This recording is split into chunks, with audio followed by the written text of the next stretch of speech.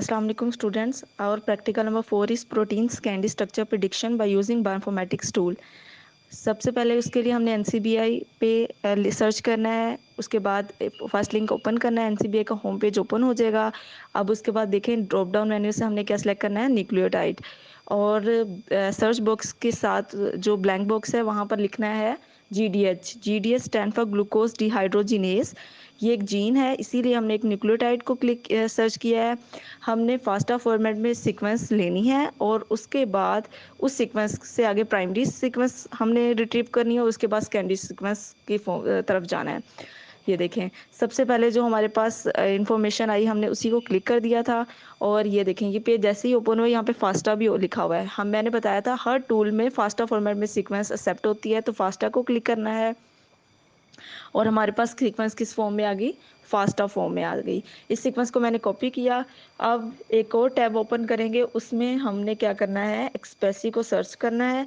एक्सप्रेसी क्या है, एक्सप्रेसी एक रिसोर्स पोर्टल है जिसमें बहुत सारे टूल्स को रख दिया गया है, जिन टूल्स को हम यूज़ करके अपना डाटा सर्च कर सकते हैं। एक्सप्रेसी का होम पेज ओपन हुआ, यहाँ पे बहुत सारे टूल्स होते हैं जिनको सर्च करना मुश्किल होता है, इसलिए मैंने ट्रांसलेटर जस्ट लिखा और क्या हुआ, ये सामने थर्ड नंबर पे देखें ट्रांसलेट आ गया। ट्रांसलेटर टूल जो होता है वो न्यूक्लियोटाइड सीक्वेंस को प्रोटीन सीक्वेंस में कन्वर्ट कर देगा। तो जैसे ही ट्रांसलेटर को मैंने क्लिक किया, क्या हुआ, ट्रांसलेटर टूल ओपन हो जाएगा। और यहाँ पर देखें ब्लैंक बॉक्स में मैंने क्या करना है, वो सीक्वेंस फास्टा फॉर्मेट वाली पेस्ट करनी है। और फास्टा फॉर्मेट वाली सीक्वेंस पेस्ट करने के बाद मैंने यहाँ पर क्लिक कर देना है ट्रांसलेट को, बाकी किसी पैरामीटर को हमने नहीं छेड़ना। अब क्या होगा, उसके बाद अब हमारे पास रिज़ल्ट आएगा ट्रांसलेट होकर, क्या होगा, प्रोटीन की प्राइमरी सीक्वेंस की फॉर्म में। ये हम यहाँ पर ओपन फ्रेम्स हैं, सबसे जो ओपन फ्रेम होता है उसे मैंने कॉपी कर लिया, ये प्राइमरी सीक्वेंस आ गई हमारे पास। अब एक और टैब ओपन करेंगे, उस टैब में हमने क्या करना है, PSIPRED के नाम से एक टूल होता है जो कैंडी स्ट्रक्चर प्रिडिक्शन के लिए यूज़ होता है। ये उसका होम पेज हमने ओपन कर लिया।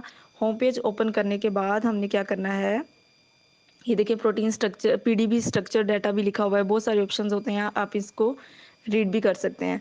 अच्छा, उसके बाद ये ब्लैंक बॉक्स में हमने क्या करनी है, प्राइमरी सीक्वेंस को पेस्ट करना है। अब फास्टा फॉर्मेट वाली सीक्वेंस नहीं, प्राइमरी सीक्वेंस पेस्ट की है। जॉब नेम आप कुछ भी लिख सकते हैं, मैंने GDH लिखा है, आप अपना नेम भी लिख सकते हैं। और उसके बाद यहाँ पर जीमेल दी मैंने और सबमिट करवा दिया। जीमेल ऐड करना ज़रूरी होता है क्योंकि इनकेस आपकी टैब वगैरह क्लोज हो गई है तो आपके पास रिजल्ट सेव होते हैं। कुछ टाइम लगेगा और उसके बाद हमारे रिजल्ट आएंगे जो कि प्रोटीन की कैंडी स्ट्रक्चर प्रिडिक्शन करेंगे और इस डाटा को अपने थीसिस में भी यूज़ कर सकते हैं।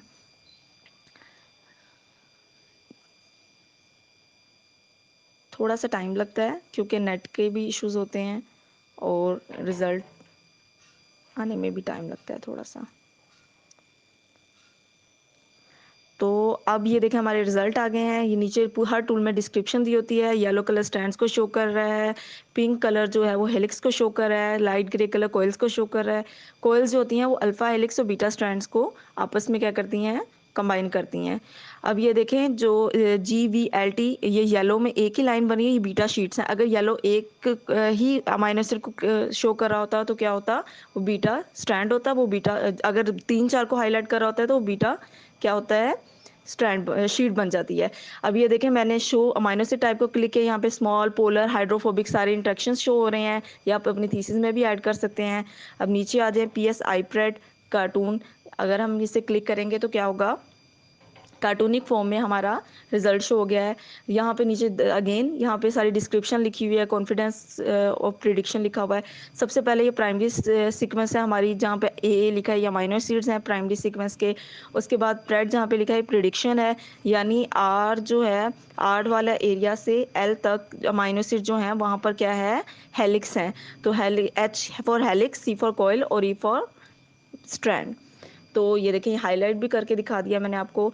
तो उसके बाद कार्टूनिक फॉर्म में आपका कैंडी स्ट्रक्चर है, हेलिक्स, स्ट्रैंड्स और कॉइल्स। और उसके बाद आता है कॉन्फिडेंस स्कोर। कॉन्फिडेंस स्कोर में कैसे होता है, जितनी पीक हाई होती है उतना अच्छा आपका कॉन्फिडेंस स्कोर होता है और उतनी चांसेस अच्छे कैंडी स्ट्रक्चर के होते हैं कि आपका कैंडी स्ट्रक्चर बहुत अच्छा है। तो ये था आपका आज का प्रोटीन की कैंडी स्ट्रक्चर प्रिडिक्शन। ये काम अपनी रिसर्च में और थीसिस में भी यूज़ करते हैं। थैंक यू, अल्लाह हाफिज़।